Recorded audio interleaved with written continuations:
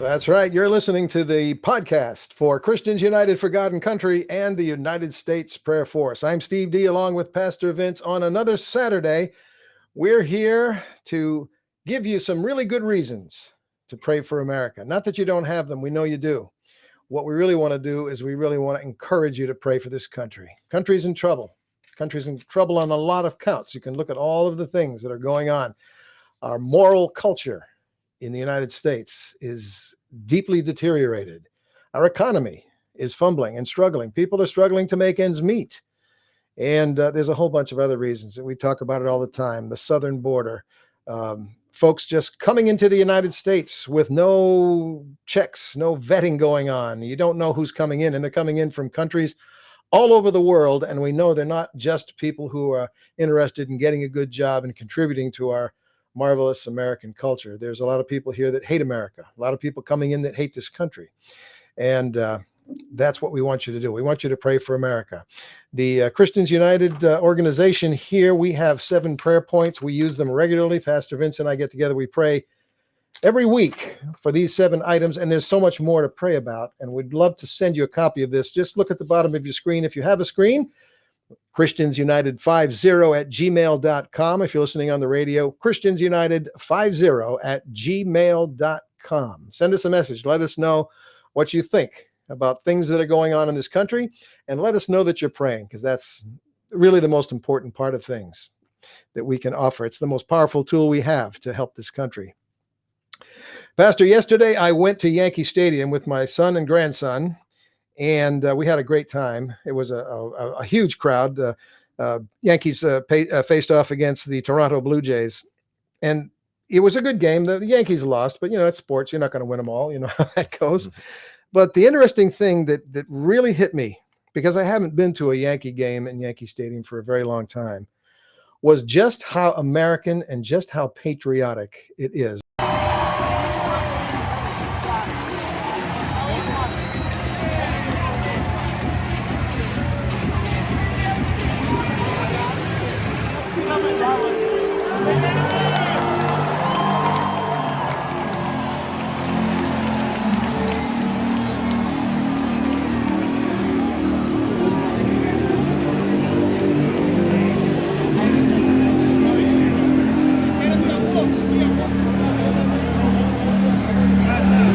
They always honor an American veteran, and celebrating somebody who served our country. And another tradition, they sing "Take Me Out to the Ball Game," which is a long-time American tradition. It's a very patriotic event to go to a Yankee game, and I'm really happy to see that. Nobody was complaining. Nobody was kneeling down and doing all those kinds of stuff. People were cheering, and everybody stood up, put their hands over their heart, or gave it a military salute, and it's just a great place to go. Yankee Stadium in New York City. If you're in the vicinity, get some tickets and go, and you'll enjoy it. Something big in the news came up. We have the Olympic Games taking place in Paris, France, and there was a big issue that popped up in the world of boxing at the Olympics. There was a match between an Italian boxer, Angela Carini, and an Algerian boxer by the name of Ayman Khelif. And I think everybody knows this story. I'm just giving you the basic details of what went on. Ayman Khelif, it was questionable as to whether or not this person was actually a woman. And Angela Carini, as you know, after about 46 seconds, decided to forfeit the contest, saying it was an unfair fight, that the opponent she was facing was much stronger, was not comparable to other women boxers that she has faced. And she's a very experienced boxer in lots of competition. And so Ayman Khelif and another boxer were banned for failing gender eligibility tests in previous competitions that had taken place before the Olympics. So it's a really interesting problem that we face in sports, because we do know this, that a lot of biological men are dressing up as women and claiming to be women and trying to compete in women's sports at various levels. And they're taking away the trophies, and they're taking away the victories, and they're taking away the opportunities from women across the board in a variety of different sports. And it's something that many people in America are concerned about. It's not something that's that makes a lot of sense. Well, the International Boxing Association said this. They're going to award Italy's Angela Carini $50,000 after she abandoned her bout against the Algerian boxer.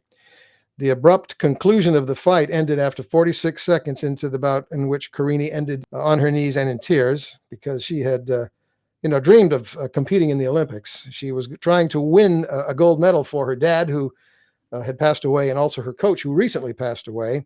The Russian-backed IBA, this is known as the International Boxing Association, made this announcement that they're going to award Carini this $50,000. The Russian-backed IBA, which made the announcement of the award for Carini, has helped stoke the controversy over gender eligibility for the women's boxing competition at the Olympics. Carini said after the fight that she got hit too hard by Khalif to continue. The IBA disqualified Khalif and another boxer at the 2023 World Championships after it announced that the boxers had failed gender eligibility tests. Now, there's the head of the International Olympic Committee. His name is Bach. I can't remember his first name. On Saturday, he condemned all that's going on as hate speech. The criticism directed by some at two women boxers that tested as non-female in earlier competitions. He says, "We will not take part in a politically motivated culture war," he said. He said, "We have two boxers who were born as women, who have been raised as women, who have a passport that says they are women, and they've competed for many years as women. Some people want to own the definition of who a woman is." What makes this so confusing, Pastor, is the fact that this individual, Khalif, is not claiming to be transgender. She's claiming to have been female at birth. However, she has a condition where the gender of her gender was not easily identified at birth. It was confused. However, she has tested as someone with an XY chromosome, which identifies as male. She was also tested with a very high testosterone level, which is more comparable to what a male would have. But there was some confusion as for other reasons as to whether or not this was a female or a male. So she's technically not a transgender. I mean, it's confusing. And so it's really causing a lot of confusion at the Olympics. So what are we doing? We're praying. We're praying that God would help, solve some of these problems. Our main concern is when you have real biological men who are claiming to be women. They're not claiming that they're suffering from some condition at birth or something like that. So why do we bring it up? Because it's another issue to pray for our country. In this case, to pray for our world. To have gender confusion going on this bad, it's never been seen at any other level in history, as far as I can see. Oh, can I interject something Of course, right here? of course. Okay. The purpose of the Olympics is supposedly it is to be a medium, all right, through the arena of sports to bring the nations of the world together. Mm-hmm. Okay. And yet, all right, in regard to this current Olympics, right, it's causing more controversy. Okay, in regard to the propaganda, talking about propaganda that this Olympics is trying to promote in regard to the world from the very beginning opening ceremony. I remember where you had the parody of the Last Supper with drag queens dressing up, and supposedly portraying the Lord Jesus Christ and his disciples and other apostles sitting around the table. Other things going on in that I didn't watch any of it, but I've read about it and heard about it. Sure. All right. And then you have this situation, all right, where you're allowing, and nobody knows. Mm-hmm. Okay. Do we have birth certificates? Do we have tests that prove that, these individuals are really what they claim they are? No, it's only just say, well, this is what they are. And therefore, if you go against what we say, you're just trying to, cause some kind of, strife or something in regard to women's sports. Some type of hate monger too. That's it. You're not part of the inclusivity effort that's being put forth, the whole world of DEI. Right. So, but my point being is that they're the ones that are propagating all this nonsense, and they're the ones that are stirring the pot. If you really wanted to have, all right, an Olympics where you're bringing people together, you wouldn't have started all this controversy. It's something we really have to pray about, and that's, like I say, that's why we're here on Christians United for God and Country and the United States Prayer Force. We bring up these issues, like I say, not to necessarily take sides, but we obviously want, morality to be upheld. And it seems to me, Pastor, that there is a strong push to rise up. Certainly, there's a strong push against Jewish folks. Anti-Semitism has risen up around the world, especially in this country. And you have people in this country now supporting terrorism, supporting Hamas and Hezbollah, and hating Israel, almost siding with them to the elimination of Israel. You have, I don't know if they're true Americans that are doing that, but it's obvious. And I know that you have some things to talk. You want to talk about Israel and the conflict with Hamas and Hezbollah, and of course with Iran as well. What have you got for us today? All right. Well, to me, some of these things that are going on, yes, they're things that need to be discussed and things that need to be commented on, such as the Olympics and so forth and so on, and the upcoming election and all that stuff.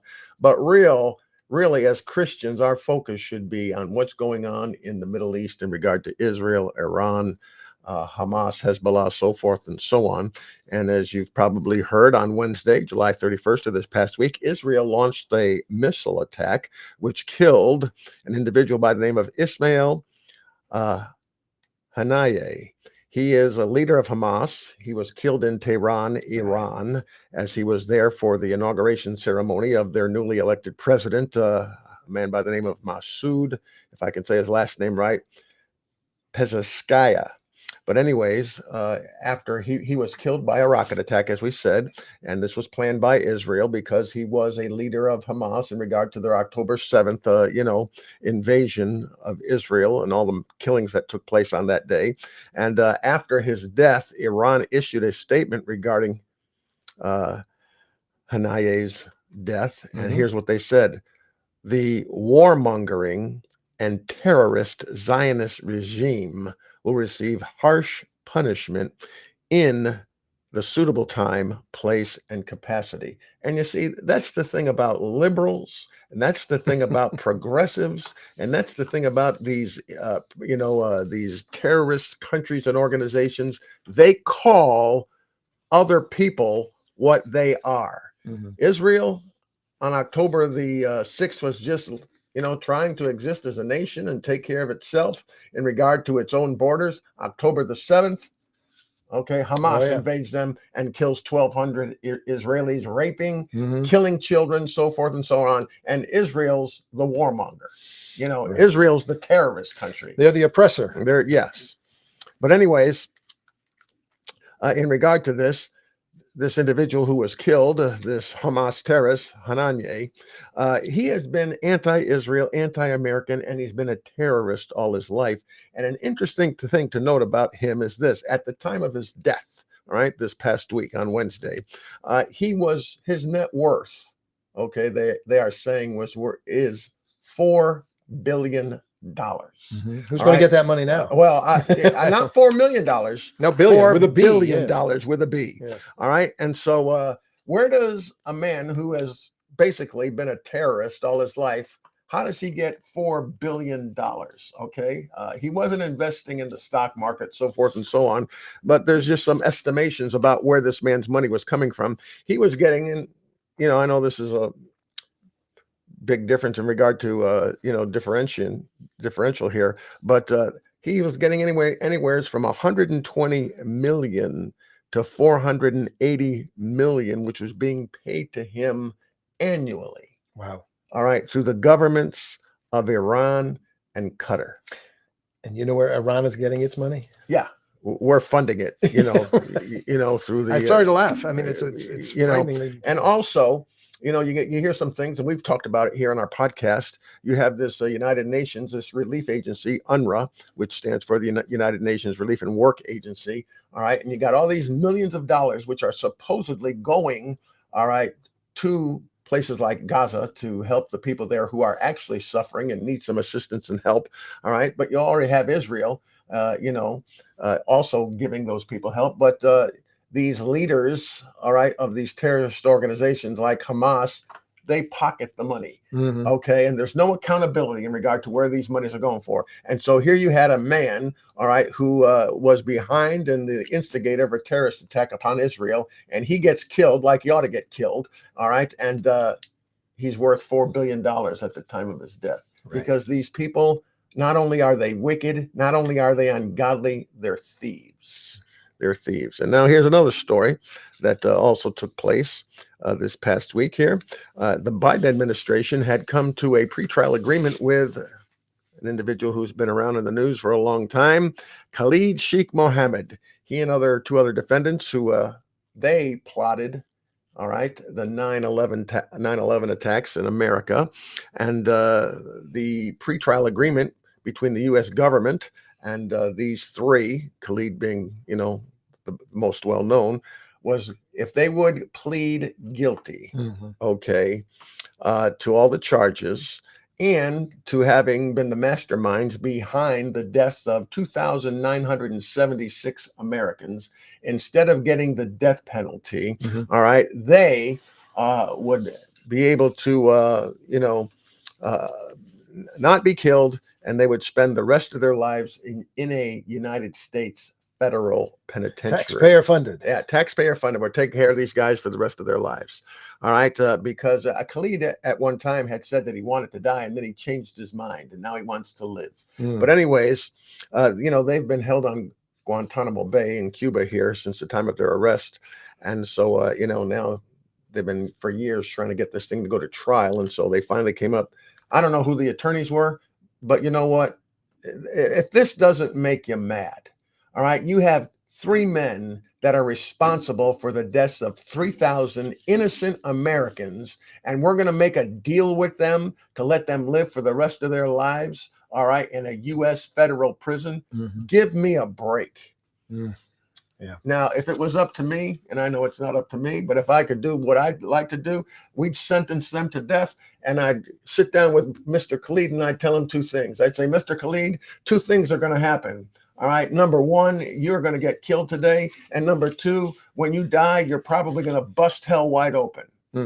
Okay. But now we can't do anything to change number one. You're going to die regardless. But the only hope that you have is to turn to Jesus Christ and trust him as your personal Lord and Savior. And if you'd like to know how you could have forgiveness of sins and life eternal, I'll be glad to tell you. But really, you got people that are dying and being executed, and rightly so, when they're guilty of murder in certain states that have the death penalty for killing one person. All right. And here you have three men that are responsible for the deaths of 3,000 people, and you're going to let them live? Well, when the surviving families of the 9/11 victims found out about this pretrial agreement, which had been made, all right, with these, and I'm calling what they are, these devils, they became so outraged, as well as some politicians, that ultimately Defense Secretary Lloyd Austin had to take that agreement off the table and reinstate the death penalty. What's interesting is that the progressive thinker feels that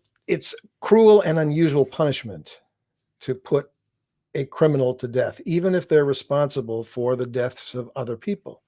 Mass murderers, somebody who murders one time, they believe the death penalty is cruel and unusual. And we do have things in the law of the United States that say we don't really want to practice cruel and unusual punishment. What do you think about that?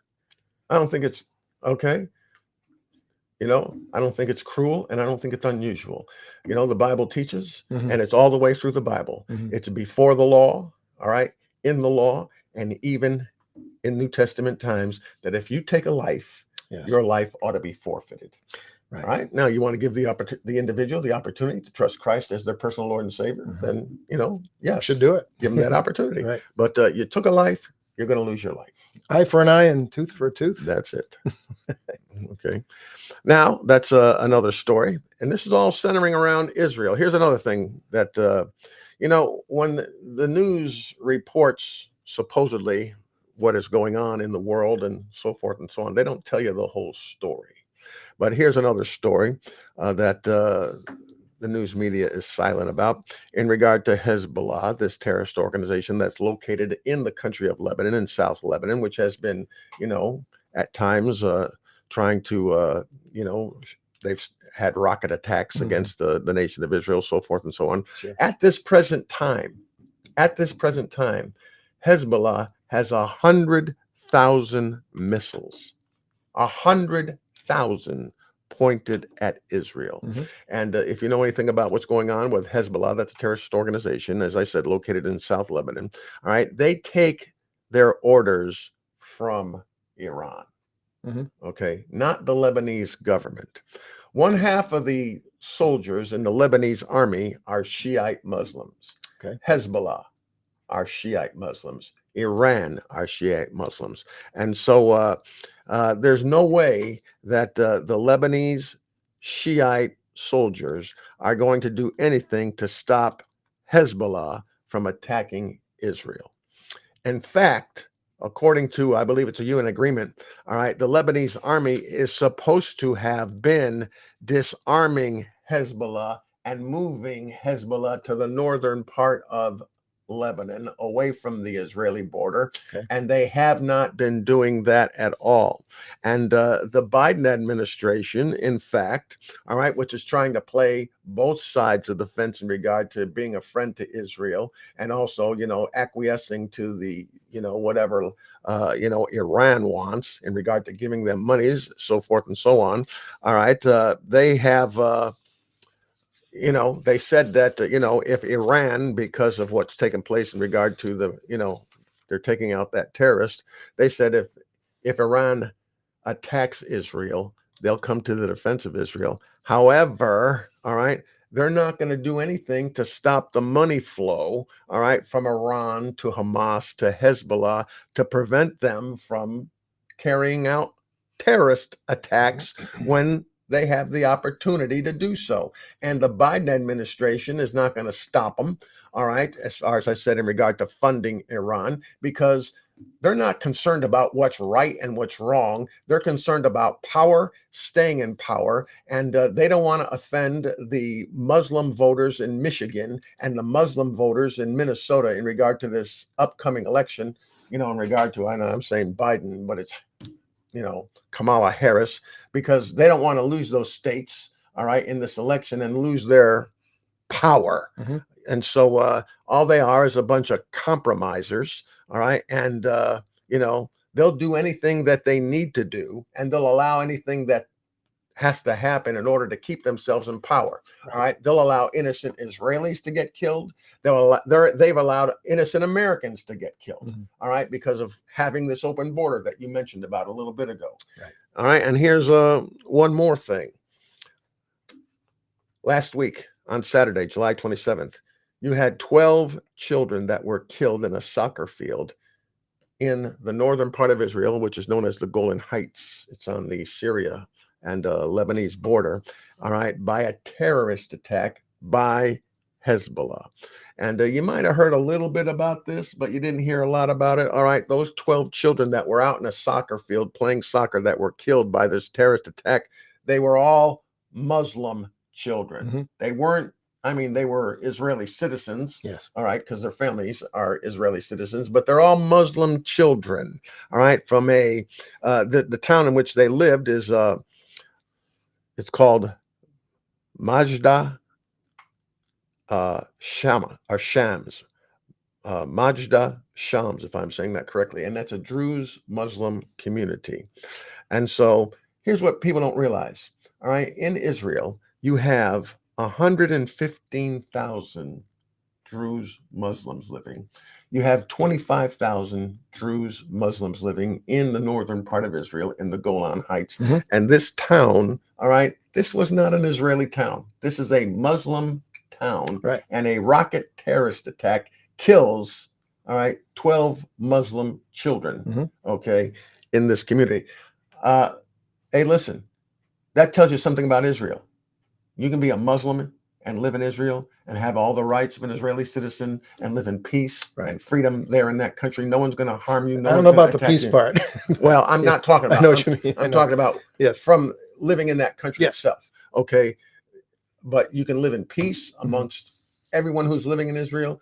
You have liberty. You have freedom. All right, to live your life as you want. But now there's 12. I don't know if it's 12 different families. Okay, but you have families now that are mourning the loss of their children, okay, because they were attacked by Muslim terrorists. Mhm. All right. And so what you see is this: the real terrorists, you know, we just talked about Iran calling Israel terrorist. All right. The real terrorists are Hamas, Mhm. Hezbollah, Iran, because they will kill anybody. They will kill Jew, Gentile, Christian, Muslim, anybody that does not support their agenda and their cause. They will attack and they will kill in order to ultimately accomplish their goal. And they call, as I said, anybody that is not on their team or on their side, they call them what they are. That's what terrorists do, Iran does, Hamas does, Hezbollah does, and that's what liberal Democrats do too.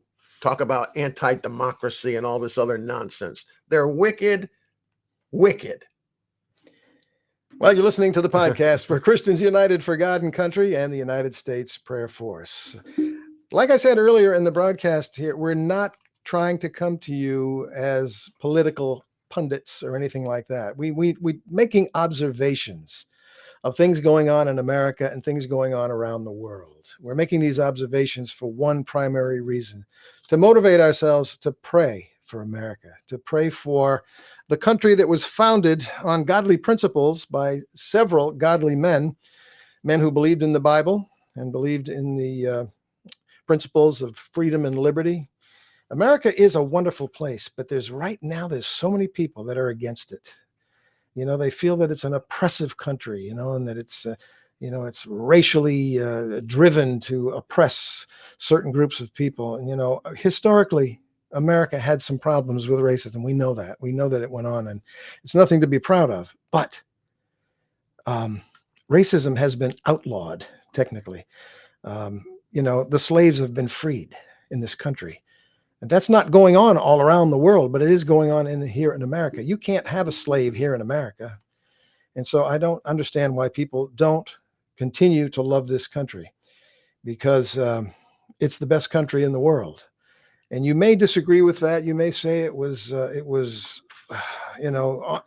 created on stolen land and this and that. Those are other subjects that need to be discussed for sure. But if you look at it, when you bring God into the picture, God blessed America because America was founded on righteousness and godly principles. But that's all being abandoned. And if you don't pray for America, you just don't know what's going to happen to our government with an upcoming election. We're not telling you who to vote for. We want you to make up your own mind on that. But we want you to take a close look at what's going on in this country. I know a lot of Christian people who will tell me they don't like to watch the news because it really doesn't matter anyway, because God is in control. Whatever God wants to happen will happen. It doesn't matter. Well, I don't 100% agree with that. I do agree that God is in control. But what God allows people to do can be very harmful to this country. And you got to lift up your voice in prayer. And that's what we do. We have this list of prayer points. We'd love to send it to you. Send us an email, christiansunited50@gmail.com. Pray with us for America, a place of freedom, a place that has sent missionaries around the world to spread the gospel. Pastor, any last words before we sign off here today? Yes, just in regard to what you just said. Mhm. All right. You know how some Christians say, well, God is in control. Yes, God is in control. However, all right, God doing something is dependent upon, as you've said, the prayers of his people. All right. In the Old Testament, because Israel had turned against God through the prophet Jeremiah, God foretold the prophet that Israel would, experience 70 years of captivity, which began in about 606 BC with the carrying off of Daniel and Shadrach, Meshach, and Abednego. And so Daniel, who now, if you look at his life and you read the book of Daniel, he's up into his 80s, and he knows that period of 70 years is pretty much going to come to a conclusion here. And there's the possibility that Israel would be allowed, all right, to return to the land and rebuild the city of Jerusalem. And so what did he do? He prayed. Yes. All right. He prayed 3 times a day. That's right. And even when a decree had been signed that there was to be no prayer for 30 days, he kept on praying. All right. At the possibility of the loss of his life and getting thrown into the den of lions, where God protected him and it didn't happen. Right. But if he had not prayed, then that possibility of Israel returning to the land Yes. would not have taken place. But he prayed, and then Israel ultimately, when that 70 years came to a conclusion, Israel was able to return. More than 50,000 Jews went out of Persian captivity, right. all right, and returned to Jerusalem under the leadership of Zerubbabel. But anyways, it happened because one man prayed. Yes. So if Christian Americans don't pray, it could be the continuation of America or the destruction of America. Didn't God say at one point, "You have not because you ask not"? Mm-hmm. That will require a much longer discussion, I'm sure. Mm-hmm. But that says to me that if we do not pray, God is not compelled to do the things that we desire in our hearts. Right? Yes. And there's a lot of dark forces pushing to bring things in another direction, a direction we do not want. Anyway, folks, we're glad to have you listening today. Hope you'll join us again next Saturday. We try to do this podcast once a week, and we hope that you will. Go to our website, christiansunited50.com, and send us an email at christiansunited50@gmail.com.